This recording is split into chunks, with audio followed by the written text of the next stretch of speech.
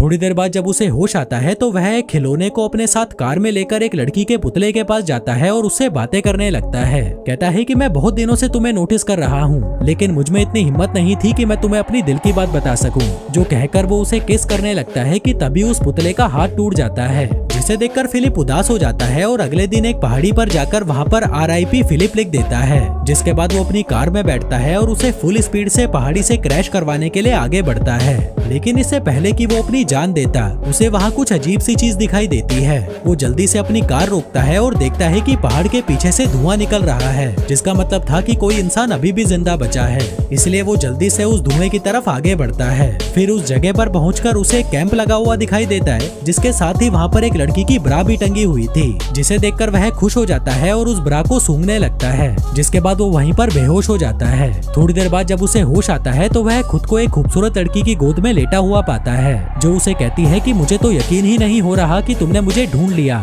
जो कहकर वो उसे किस करने लगती है, पर तभी फिर से उसकी आंख खुलती है और वह देखता है कि एक लड़की उसे CPR दे रही थी और वो दिखने में बिल्कुल भी खूबसूरत नहीं थी। इसलिए वह उससे डरकर दूर हट जाता है। वो उससे पूछता है कि वो खूबसूरत लड़की कहाँ गई, जिस पर वो लड़की, जिसका नाम कैरल होता है, कहती है कि तुम बेहोश हो गए थे और तुमने अपने कच्छे में सुसु भी कर दिया था, इसलिए मैं तुम्हें CPR दे रही थी। फिलिप कहता है कि मैंने सुसु नहीं किया, ये पहले से ही गीला था। जो कहते हुए वो उसकी तरफ बढ़ने लगता है, जिससे घबराकर कैरल अपनी बंदूक निकाल लेती है। कहती है कि पहले तो मेरी ब्रा नीचे रखो और ये बताओ कि क्या तुम एक अच्छे इंसान हो। वो कहता है कि हाँ मैं अच्छा हूँ, तुम मुझ पर भरोसा कर सकती हो। वो पूछती है कि तुमने ही उस साइन बोर्ड पर अपने बारे में लिखा था। फिलिप कहता है कि हाँ वो मैंने ही लिखा था। दरअसल अकेले रह रहकर मैं परेशान हो चुका था और अपनी जान देने ही जा रहा था कि तभी मुझे तुम दिखाई दी। जो सुनकर कैरल को उस पर तरस आ जाता है और वह उससे दोस्ती कर लेती है। आगे वो दोनों साथ में बैठकर कॉफी पीने लगते हैं, जहाँ पर हम फिलिप को देखते हैं जो बिल्कुल भी खुश नहीं था, क्योंकि वो अपने लिए हमेशा से एक खूबसूरत लड़की चाहता था, लेकिन उसे क्या मिला,